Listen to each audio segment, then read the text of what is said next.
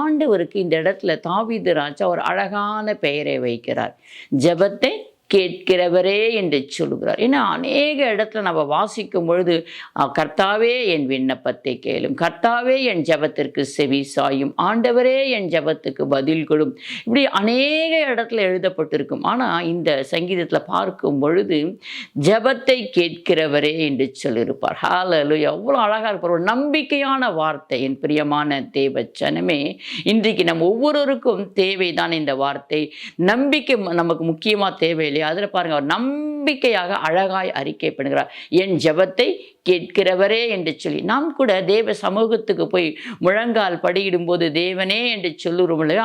அவரை நோக்கி பார்க்கும் பொழுது என் ஜெபத்தை கேட்கிறவரே, என் ஜெபத்துக்கு பதில் கொடுக்கிறவரே, என்னோடு கூட இருக்கிறவரே என்று சொல்லி நாம் அவருடைய முதலாவது துதிக்க ஆரம்பிக்கும் பொழுது தேவ பிரசன்னத்தையும் தேவ மகிமையும் நம்மால் பெற்றுக்கொள்ள முடியும். என் பிரியமான தேவச்சனமே, தாவீது ராஜா சொல்கிறார், என் ஜெபத்தை கேட்கிறவரே. மாம்சமான யாவரும் எல்லாருமே அவரை நோக்கி பார்த்து ஜெபிப்பார்கள். ஆனால் அதில் விசேஷமாக இருக்கிறது 2 காரியங்கள் இருக்கிறது. உண்மையாக தேவனை தேடி ஜெபிப்பவர்களும் இருக்காங்க, தன் தேவைக்காக தேவனை தேடி ஜெபிக்கிறவர்களும் இருக்காங்க, தன் தேவைக்காக தேவனை நோக்கி பார்த்து ஜெபிக்கிறவங்களும் இருக்காங்க. இந்த உலகத்தில் பார்த்தீங்கன்னா 2 காரியங்கள் அடங்கி இருக்கிறது. என் பிரியமான தேவச்சனமே, உண்மையாய் தேவனை தேடி அவரை நோக்கி பார்த்து ஜெபிக்கிறவர்கள். இந்த தாவீது ராஜாவுடைய ஜெபம் எப்படி இருந்துச்சுன்னா உண்மையாக இருந்தது. எல்லா நேரத்திலையும் எல்லா காலத்தில் எல்லா சூழ்நிலையிலும் அவர் உண்மையாய் தேவனை நோக்கி பார்த்து ஜெபித்திருக்கிறார், ஜெபித்து கொண்டிருந்தார் அவர். அதே போல ஆனால் தன் தேவைக்காக ஜெபிக்கிறவர்களும் இந்த வேதத்தில் அவர்கள் பேர் எழுதப்பட்டு இருக்கிறது. பிரியமான தேவச்சனமே, நாம் எப்படி ஜெபிக்கிறோம்? நம்முடைய ஜெபம் கேட்கப்படலையேன்னு சொல்லி நம்ம கலங்கி தவித்து கொண்டு இருக்கும். கலங்க வேண்டாம். ஜெபத்தை கேட்கிறவர் நம் தேவன். ஜெபத்துக்கு சில பேருடைய ஜெபம் தாமதம் பண்ணி அவர் பதில் கொடுப்பார், சிலருக்கு உடனே பதில் கொடுப்பார், சிலருக்கு கேட்கறதுக்கு அவங்க வாயிலிருந்து சொல் பிறவாதற்கு முன்பே கூட அவர் பதில் கொடுக்கிறவராய் இருக்கிறார்.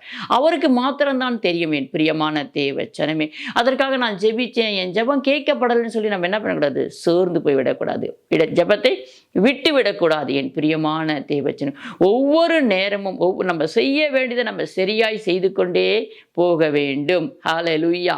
நம்ம ஜெபிக்கிற பிள்ளைகளாக இருக்கணும். எப்பொழுதுமே எல்லா சூழ்நிலையிலும் நம்ம ஜெபிக்கிற பிள்ளைகளாய் நாம் காணப்பட வேண்டும். அதற்காக சோர்ந்து போயிட்டு ஐயோ என்னால் முடியல, ஆனால் மாம்சம் பலவீனம் முடியுது. ஏன்னா நம்ம ஒன்று கேட்குறோம், அது கிடைக்கலன்னு சொல்லும்போது நம்ம என்ன பண்ணுறோம்? முதலாவது நமக்கு சோர்வு வந்து விடுது. ஆனால் அந்த சோர்ந்து போகாமல் ஜெபம் பண்ணுங்கள் என்று ஆண்டவர் சொல்லுகிறார். ஹல்லேலூயா. நீ சோர்ந்து போகாத. மாம்சம் பலவீனமானது. அவருக்கே நல்லா தெரியுது பாருங்க. அவர் எவ்வளவு அழகா சொல்லுகிறார் பாருங்க. மாம்சம் பலவீனமானது, ஆவியோ உற்சாகம் உள்ளது. அதனால தான் ஆண்டவர் சொல்ற, நீங்க ஆவியோடு ஜெபம் பண்ணுங்கள், பரிசுத்த ஆவியோட அபிஷேகத்தை பெற்றுக்கொண்டு ஜெபம் பண்ணுங்கள், அப்பொழுது உங்கள் ஜெபத்துக்கு பதில் கிடைக்கும். நீங்களும் சோர்ந்து போக மாட்டீங்க. நிச்சயமாக அப்பா எனக்கு ஒரு நாள் தருவார் என்று விசுவாசிப்பீங்க, நம்பிக்கையோடு இருப்பீங்க, ஜெபத்துல காத்திருப்பீங்க. என் பிரியமான தேவச்சனமே, அதனால தான் ஆண்டவர் தெளிவா சொல்றார், சோர்ந்து போகாதீங்கம்மா.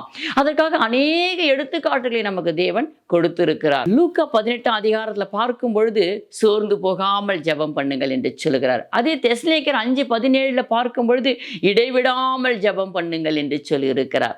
ரோமர் 12:12 பார்க்கும் பொழுது ஜெபத்தில் உறுதியாய் தரித்திருங்கள் என்று சொல்லுகிறார். மார்க் 14:38 வாசிக்கும் பொழுது விழித்திருந்து ஜெபம் பண்ணுங்கள் என்று சொல்லுகிறார். யாக்கோப்பு 5:16 பார்க்கும் பொழுது ஒருவருக்காக ஒருவர் ஜெபம் பண்ணுங்கள் என்று சொல்லுகிறார். யாக்கோப்பு 5:17 பார்க்கும் பொழுது கருத்தாய் ஜெபம் பண்ணுங்கள் என்று சொல்லுகிறார். அதே யாக்கோப்பு 5:15 சொல்லுகிறார், விசுவாசத்தோடு ஜெபம் பண்ணுங்கள். விசுவாசம் உள்ள ஜெபம் பிணியாரை ரட்சிக்கும். உங்களுக்காகவும் நீங்க விசுவாசத்தோடு ஜெபிக்கணும். மற்றவர்களுக்காக ஜெபிக்கும் போது விசுவாசத்தோடு ஜெபம் பண்ணுங்கள். விசுவாசம் உள்ள ஜெபம் பிணியாரை ரட்சிக்கும். இப்போ உங்களுக்காகவும் நீங்க ஜெபிக்கணும். எப்படி ஜெபிக்கணும்? சோர்ந்து போகாம ஜெபிக்கணும், இடைவிடாமல் ஜெபிக்கணும், விழித்திருந்து ஜெபிக்க வேணும். ஜெபத்துல நம்முடைய ஜெபம் கருத்தா இருக்க வேணுமா, உண்மையா இருக்க வேணுமா. இப்படி அழகா எழுதப்பட்டிருக்கு. பிரியமான தேவச்சனமே, இவை எல்லாம் வேதத்துல இருக்குது இல்லைங்களா? நம்ம சோர்ந்து போகாம ஜெபம் பண்ணணும் அப்படின்றதுக்காக ஆண்டவர் அநேக காரியங்களை நமக்கு எடுத்துக்காட்ட ஊமையாய் சொல்லி இருப்பார் அநேக இடத்துல. லூக்கா 18:1 நீங்க வாசிக்கும் போது அது அழகா எழுதப்பட்டிருக்கும். நீங்க முழுவதும் வாசிக்கும் பொழுது அது முடிவில் பார்க்கும் பொழுது நிச்சயமாகவே, ஏன்னா நீங்க இரவும் பகலும் தம்மால் வேண்டிக் கொள்ளப்பட்ட விஷயத்தில் நீடிய பொறுமையா இருந்து நான் அவர்களுக்கு அவர்களுக்கு செய்யாமல் இருப்பேனோ? நிச்சயமாய் செய்வேன் என்று சொல்கிறார். நான் ஜெபம் பண்ணி சோர்ந்து போயிட்டேன்னு நினைக்கிறீங்களா? சோர்ந்து போகாதீங்க. சிறு பிள்ளைகளைப் போல உங்களை தாழ்த்தி ஜெபம் பண்ணுங்கள். அந்த ஜெபத்துக்கு தேவன் பதில் கொடுப்பார், உடனே பதில் கொடுப்பார். தன் தேவைக்காக மாத்திரம் நாம் ஜெபிக்காமல் மற்றவர்களுக்காக, நம்முடைய சூழ்நிலை என்னவோ அந்த சூழ்நிலை வேற யாராவது இருப்பாங்க, அதை அவர்களை நினைத்து நாம் ஜெபிப்போம். அப்பா, என்னுடைய சூழ்நிலையில போல எத்தனை பேர் இருக்காங்கன்னு எனக்கு தெரியாதுப்பா, அவர்களுக்காக நான் ஜெபிக்கிறேன்ப்பான்னு சொல்லி நம்முடைய பாரங்களை நம்முடைய பாரமா நினைத்து நாம் ஜெபிக்கும் பொழுது நம்முடைய ஜெபத்துக்கு தேவன் பதில் கொடுப்பார். நம்முடைய ஜெபம் ஒருபோதும் சுயநலமாக இருக்கக்கூடாது, சுயநலமற்றதாக இருக்க வேண்டும். தேவனுக்கு பிரியமான ஜெபமாக இருக்க வேண்டும், உண்மையாக இருக்க வேண்டும், பரிசுத்தமாக இருக்க வேண்டும். அந்த ஜெபத்தில் விழித்திருக்க வேண்டும், ஜெபத்தில் விசுவாசம் இருக்க வேண்டும், ஜெபத்தில் உயிர் இருக்க வேண்டும். என் பிரியமான தேவ ஜனமே, நம் தேவனோடு கூட இருக்க வேண்டும். தேவ சமூகத்துக்கு போகும் பொழுது இந்த உலகமும் உலகத்துக்குரிய காரியங்களை நம்ம விட்டு போய் தேவ சமூகத்தில் ஜெபிக்க வேண்டும். நம்ம முழங்கால் படிட்டு இருப்போம், ஆனால் நம்முடைய சிந்தனைகள் வேற எங்கேயோ இருக்கும், வேற எதையோ சிந்தித்து கொண்டிருப்போம். நம்மளோட உதடு ஆண்டவரை துதித்து கொண்டிருக்கும், நம்ம உள்ளமோ வேற எதையோ யோசித்து கொண்டிருக்கும். அப்படி இராமல் நம்முடைய ஆவி, ஆத்மா, சரீரங்கள், எண்ணங்கள், சிந்தனைகள் எல்லாவற்றையும் அடக்கி தேவ சமூகத்தில் தேவனை நோக்கி பார்த்து நாம் ஜெபிக்கிற பிள்ளைகளாய் காணப்படும். இதற்கு பெயர் தான் ஜெபம். இது எல்லாவற்றையும் அடக்கி தேவ சமூகத்தில் போய் உட்கார்ந்து அவருடைய முகத்தை நோக்கி பார்த்து அவரோடு கூட பேசுகிறோம் பார்த்தியா, உறவாடுகிறோம் பார்த்தியா, இந்த உறவுக்கு பெயர் தான் ஜெபம். என் பிரியமான தேவச்சனமே, அதற்காக நான் பஸ்ல போகும்போது ஜெபிக்கலாம். நிச்சயமா நமக்கு தெரிந்தவங்களுக்கு பஸ்ல போகும்போது நம்ம பேச மாட்டோமா? அப்படித்தான். அவர் நேசிக்கிறவரோட பேசாம பார்க்காம விட்டு விடுவோமா? இல்லை, எல்லோரோட நம்ம பேசுவோம். அது போலத்தான் நம்ம அப்பாவோடு கூட நெருங்கி உறவாடும் பொழுது எல்லாவற்றையும் உலகத்துக்குரிய காரியங்களெல்லாம் விட்டு அவரோடு கூட நம்ம பேசுவது பெயர் ஜெபம். அந்த ஜெபம் உங்களால் முடிஞ்சால் எல்லா இடத்துலையும் நீங்கள் ஜெபிக்க முடியும். ஆனால் சில நேரம் தேவ சமூகத்தை நம்ம இப்படியாப்பட்ட ஜெபத்தை ஜெபிக்கும் பொழுது அந்த ஜெபத்திற்கு நமக்கு தேவன் பதில் கொடுக்கிறவராக இருக்கா. அந்த ஜெபத்தையும் அவரையும் பிரியமாக ஏற்றுக்கொள்வேன் என்று அழகாய் சொல்லியிருக்கிறார். என் பிரியமான தேவச்சனமே, ஹல்லேலூயா. சோர்ந்து போகாமல், எனக்கு எவ்வளோ பிரச்சனைகள் இருக்கிறது, போராட்டங்கள் இருக்கிறது, இதோ நான் இந்த கால வேளையில் கலங்கி நிற்கிறேன் என்று நினைக்கிறீர்களா? இந்த கலக்கத்திற்கெல்லாம் தேவன் ஒரு முடிவை கொடுப்பார். கவலைப்படாதீர்கள். கர்த்தர் சொல்லுகிற ஒவ்வொரு வார்த்தைக்கும் நீங்கள் செவி கொடுத்து பாருங்கள். நிச்சயமாகவே உங்கள் முடிவு சந்தோஷமான முடிவாக இருக்கும், சமாதானத்துக்கேற்ற முடிவாக இருக்கும், ஒரு நிம்மதியான பதிலாக உங்களுக்கு வாழ்க்கையில் கர்த்தர் வாய்க்க செய்வார். என் பிரியமான தேவச்சனமே, அப்பா என்னால் முடியலையேன்னு சொல்லி நீங்கள் அவரை நோக்கி பார்க்கும்பொழுது அப்படியே விட்டு விடுவாரா?